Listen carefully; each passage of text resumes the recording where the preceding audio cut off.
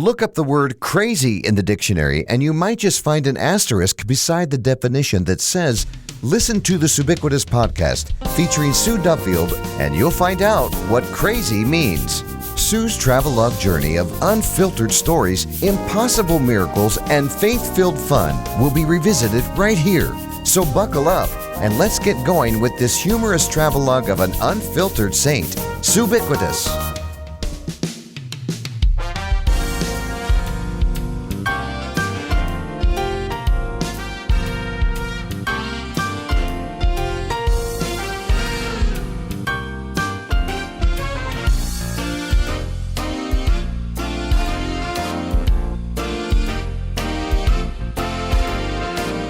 Scrapbooks and old pictures remind us of how things used to be. We're a little late today. Apologize for that. That's not our fault. We are busier than crazier than ever. And the interesting thing was last week, Jeff, we had no internet in the house. No internets. No internets. And you know, that makes people crazy. It made us crazy. Oh, everything we do involves the internets. Well, we can't send out files to clients. No. We cannot communicate with those who want to communicate with us.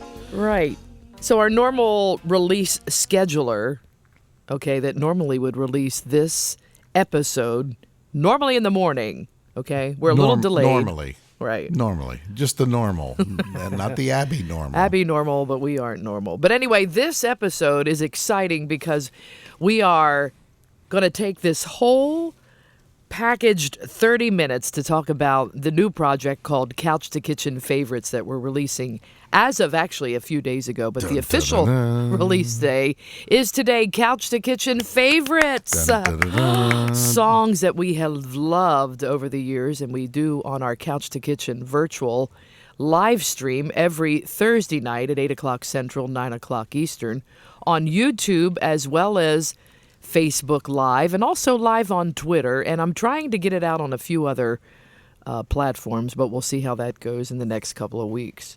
Well, that's a start. This is a start. They can get it if they want to listen to it. Right. So what we want to do is, I thought it would be kind of fun. Just kind of give a little background, just a little...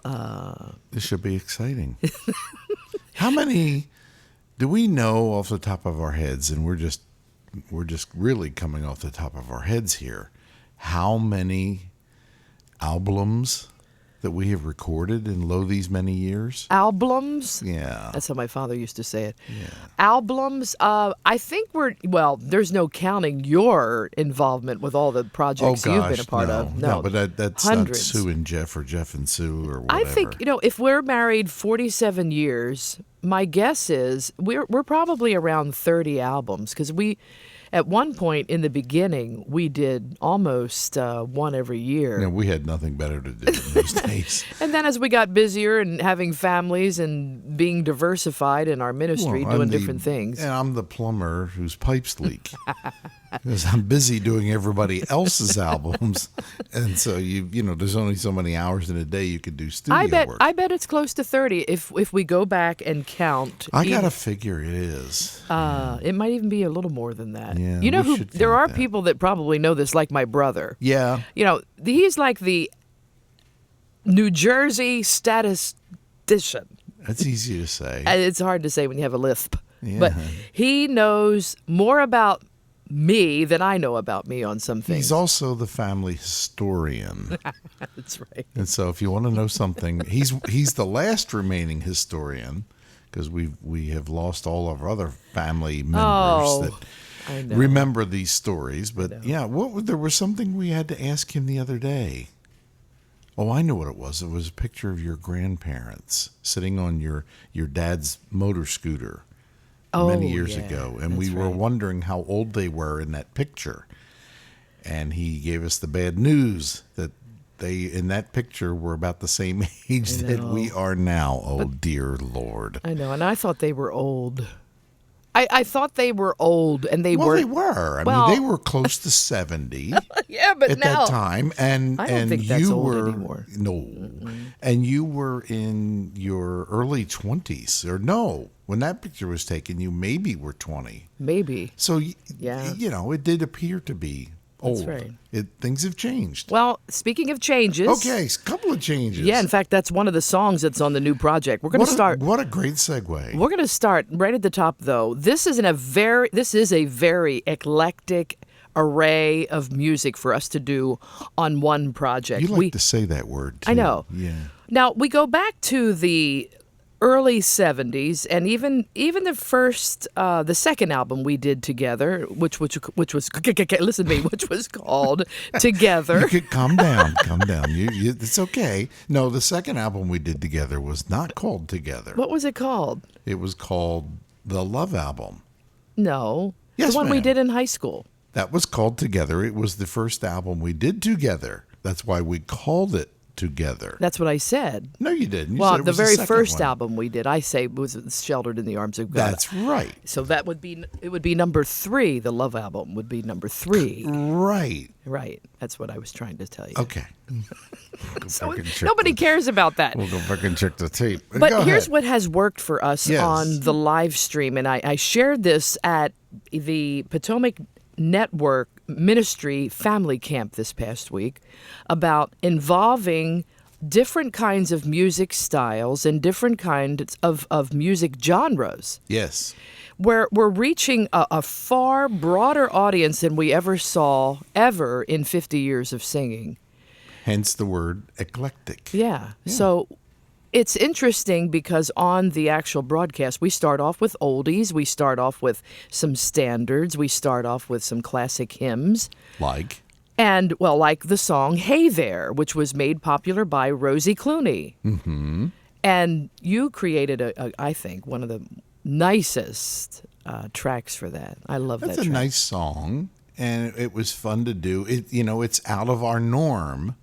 We don't usually do a lot of heretofore jazz-type arrangements of standards, but we've been doing them the last year or so, and it's been fun. It's been fun. And And I we love had Mark Douthit. Mark Douthit, who is a wonderful gentleman, and not only that, he's a tremendous saxophone player. He just worked 2 nights with Garth Brooks in Charlotte. And I don't know, Garth Brooks and a saxophone. I can't. I saw pictures. I know, but it just seems weird to me. Yeah, I saw photographs of him standing together. I guess on it stage. works. Country music, saxophone. I don't know. I guess it works. Garth is not exactly hee-haw. Well, he's a pop star. I know. Yeah, and he also, Mark just returned, about a month ago from a tour in Japan with legendary guitarist that I can't think of his name.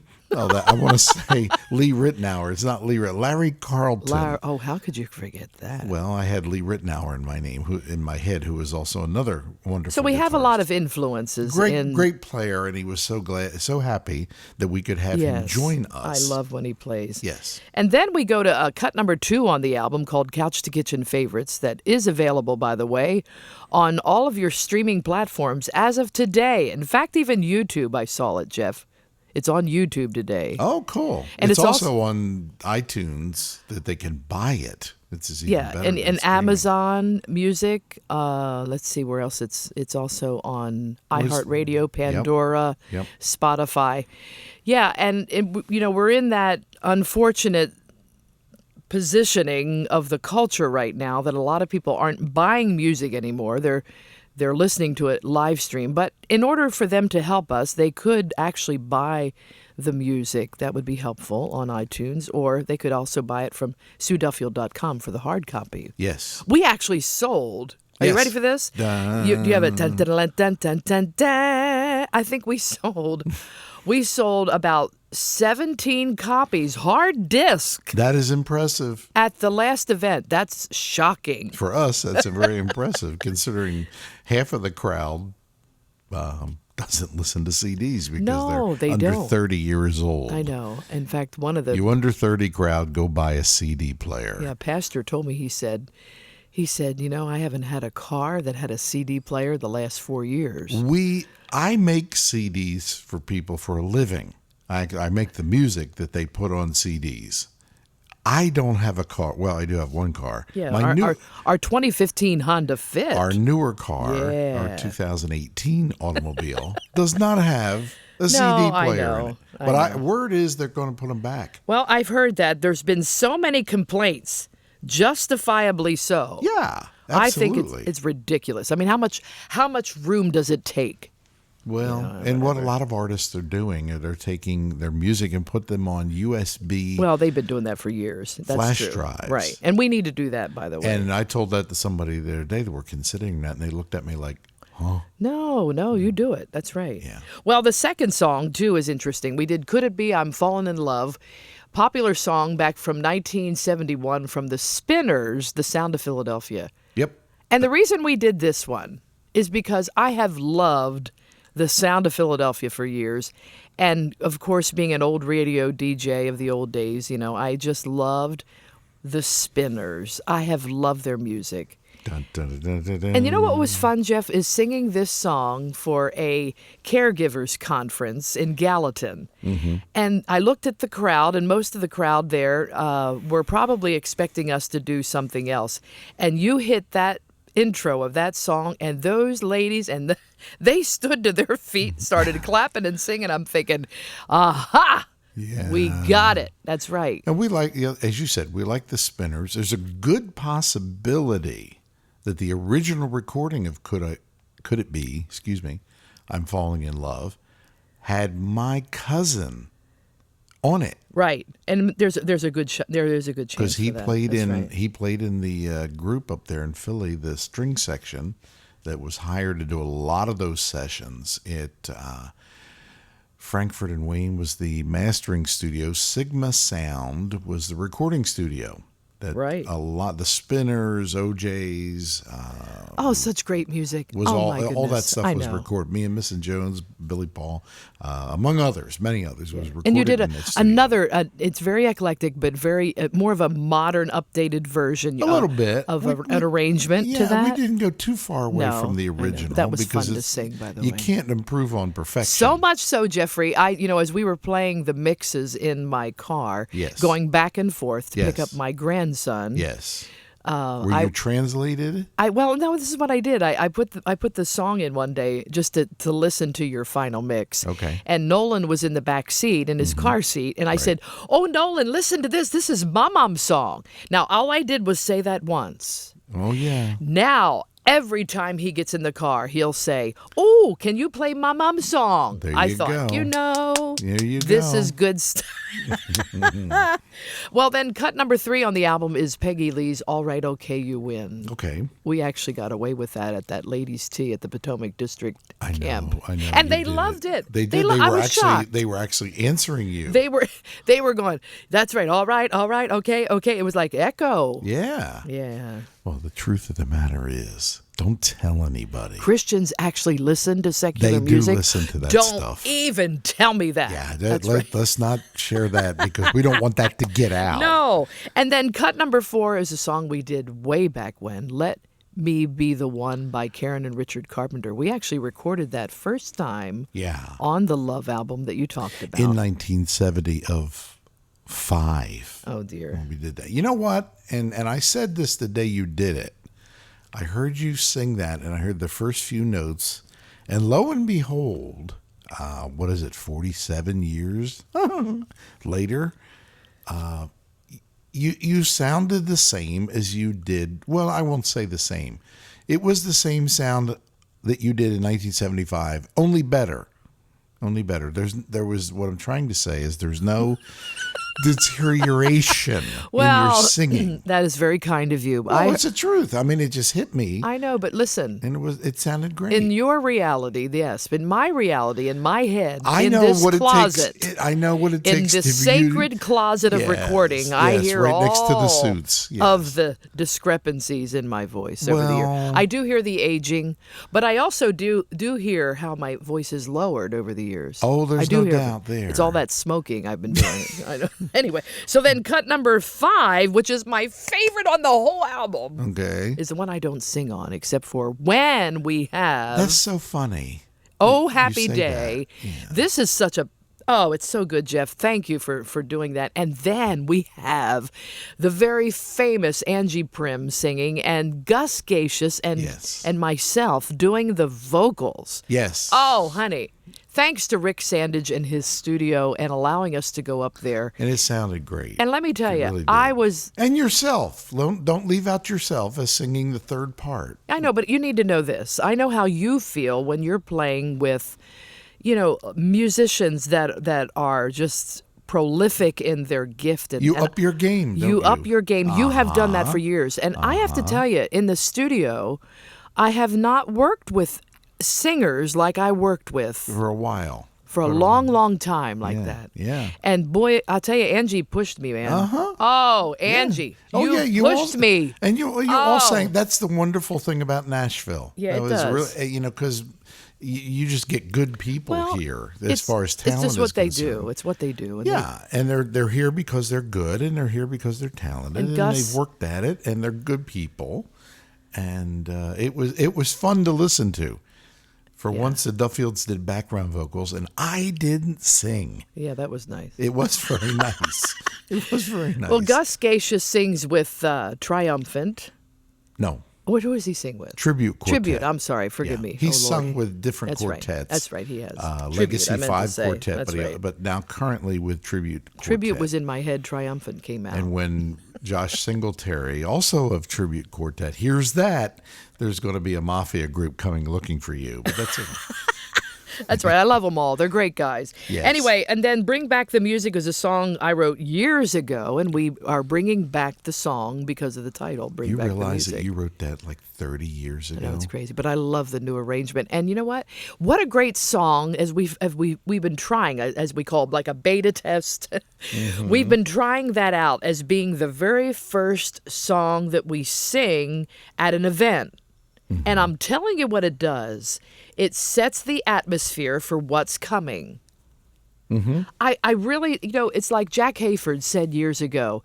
You start off with the momentum. You don't start, way up high because there's nowhere to go. Right. You build the momentum. You Right. build it to the place where, we start off with the oldies and we start off with some of the standards, but then we transition into the more spiritual and the gospel songs, and then ending with a praise and worship song, and then incorporating all of the people in the congregation to worship.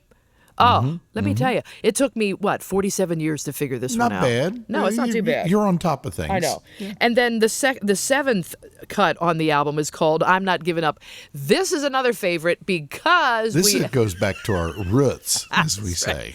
Well, Squire Parsons wrote this song, and you know what the best part of this song is? It is a Southern gospel song. I know, but you know what the best part of it I don't is? know.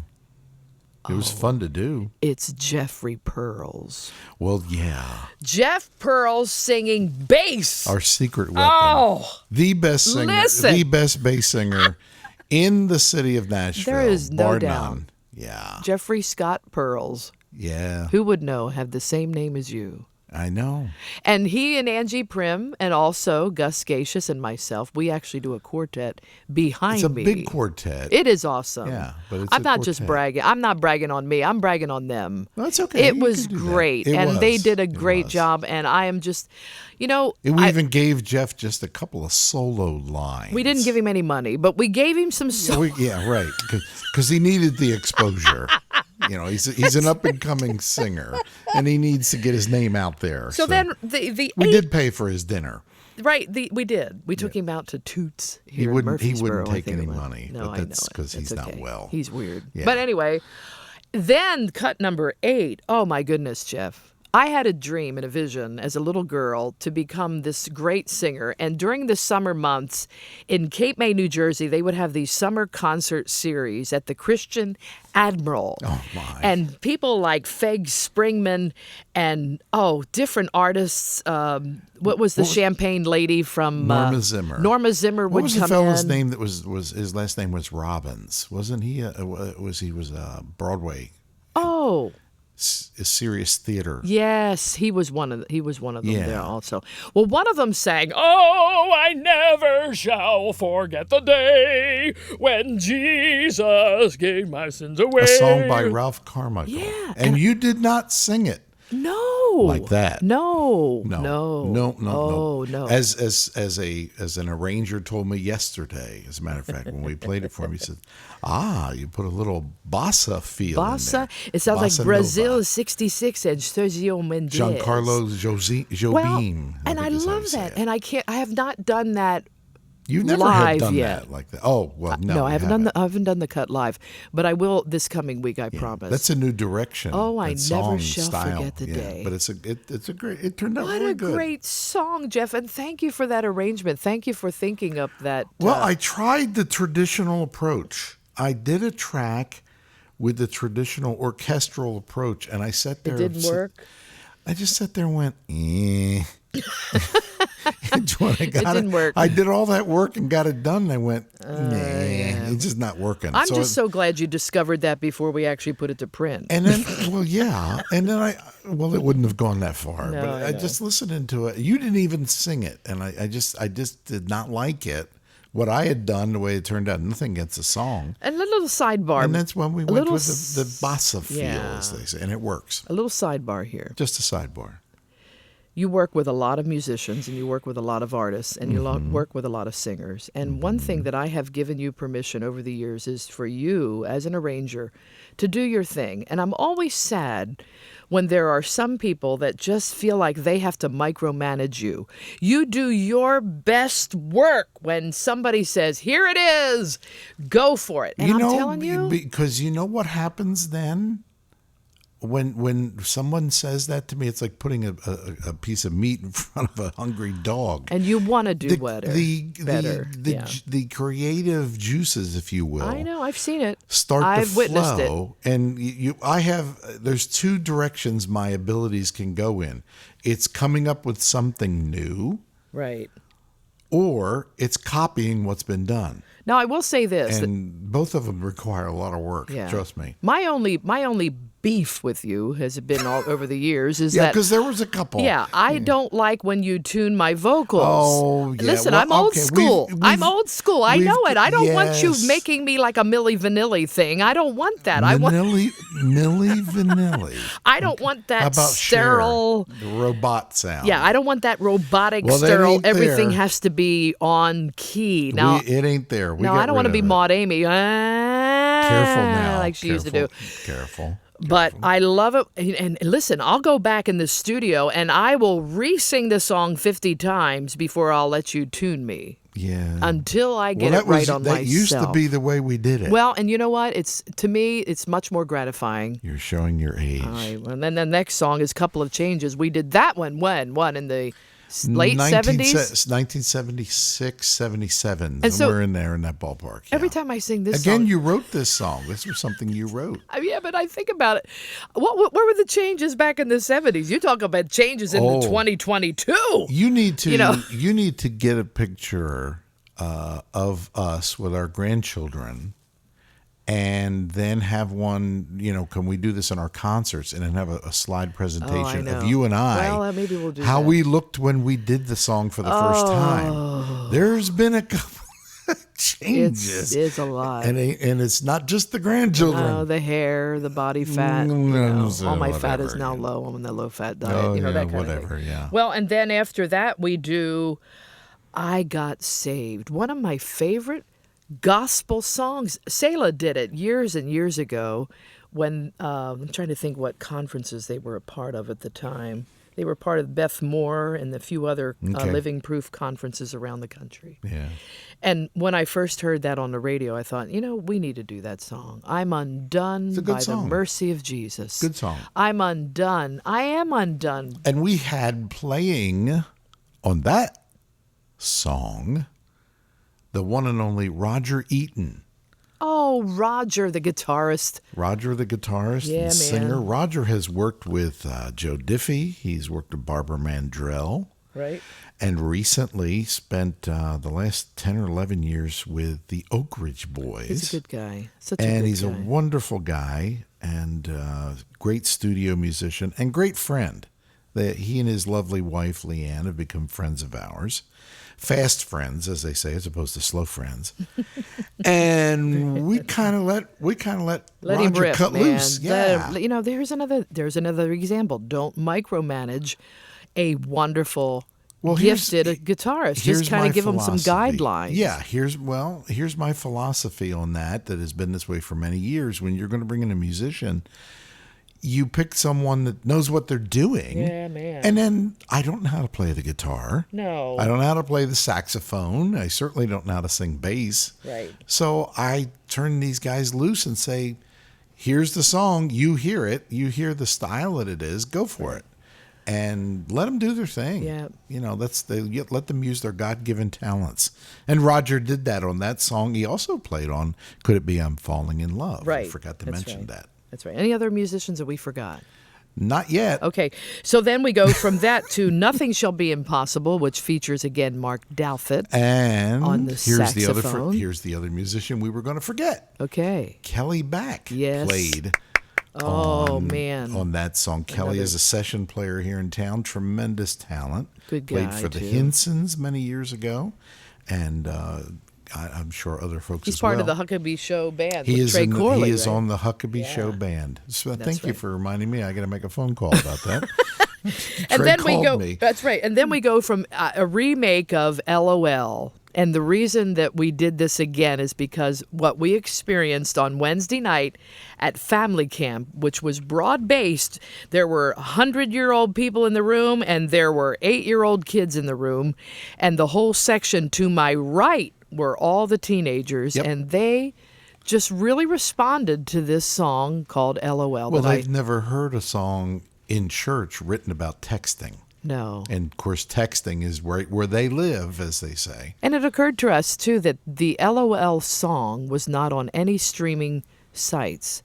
No. Our LOL album was never on iTunes. So now they can go and they can get it on iTunes, and they can also get it on SueDuffield.com or any of the streaming sites, too, I've as heard well. that. Yeah, and we've actually had a few downloads already. I got an alert, by the way. Cool. Yeah, that's cool. So the kids came up to me and said, man, how many 3-letter acronyms are in that song? You know what I told them? I said, go listen to it and count them and then tell me. And here's my card. Call me. There you go. That'll take It's a while. funny. And then I said, OMG, I'm the GAL who's AKA to give her ALL. Jesus, he's my CEO because he's my living H2O. And I'm impressed that you just recited that That's without the the music only playing. phase. That's the only phrase and phase that I can do. Usually you can't do any of it No, without I have the to sing music. it. That's Yeah. right.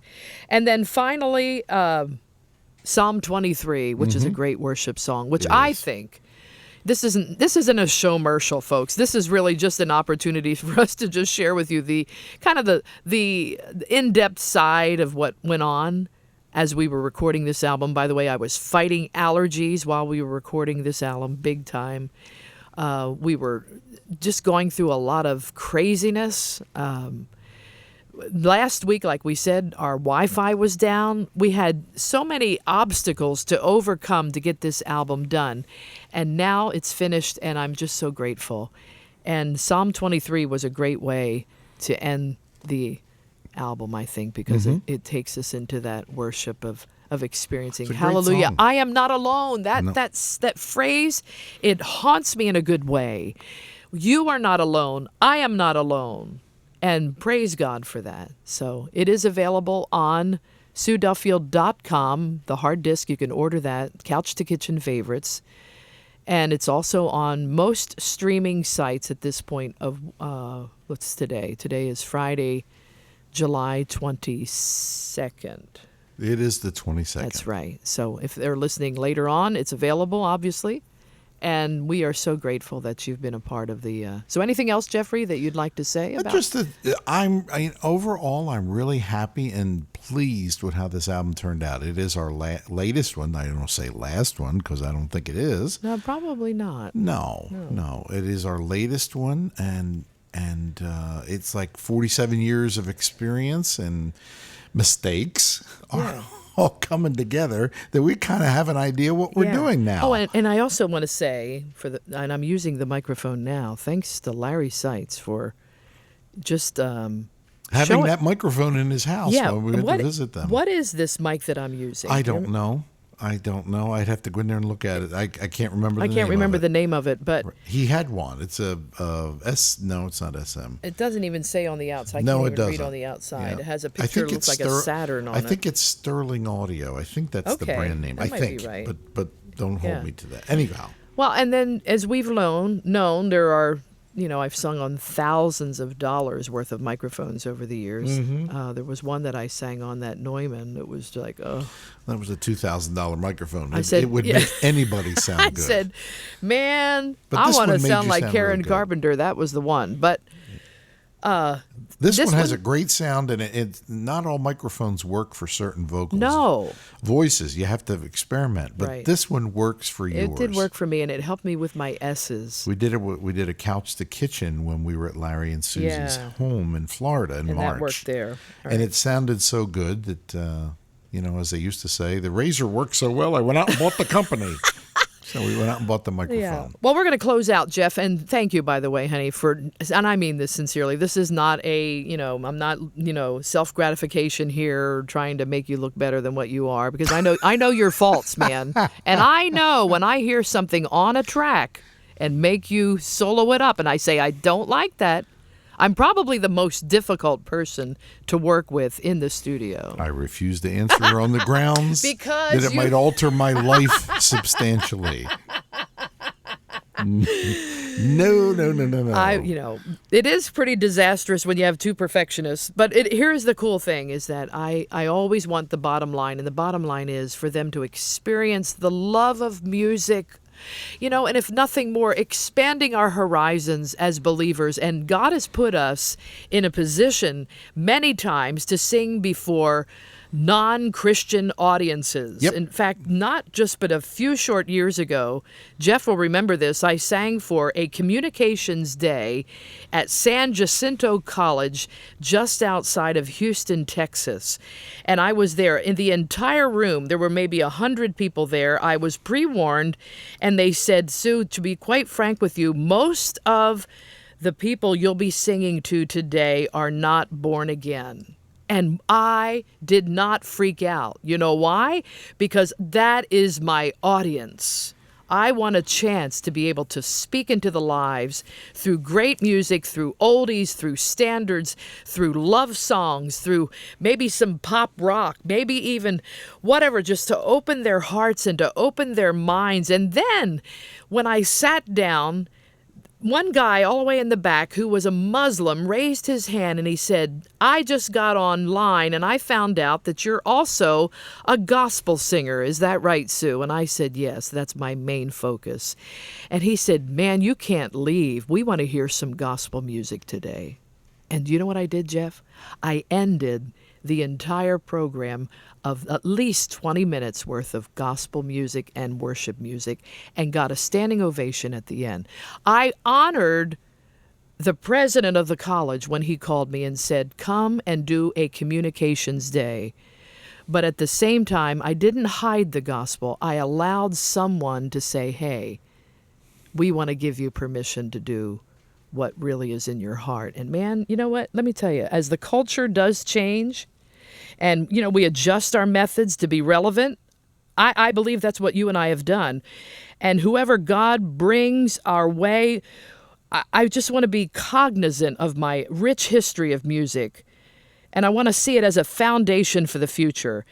And just like the founders and the pioneers of the Christian world, I want to seek relevance through evaluation and look back at my method as we teach the unchanging Word of God to an ever-changing culture. And it might just take thinking outside the box just a little bit. The next several weeks, Jeff and I will be outdoors many times singing for outdoor events where people that not only assemble in an arena, but they're going to be listening from their cars, or they're going to be listening in their neighborhoods or at their park. They're going to be listening. So all the more the reason to show the amazing power of the Holy Spirit as the unchanging Word of God opens our minds to an ever-changing culture. And if it takes Could it be I'm falling in love? And if it takes, hey there, you with the stars in your eyes. If it takes that to open their hearts and then present the gospel later, honey, I am standing right in front of you with my hand lifted up. Get on SueDuffield.com today and find Couch to Kitchen favorites for the hard disk. You can order it right online, or you can get on any of the streaming sites like Pandora, Spotify, iTunes. Download the music. Thank you also for those of you who have given way above what we deserve. And by far, we thank you every single week for being a part of the Subiquitous podcast. Any words, Jeffrey? Goodbye. All right, we'll see you next week.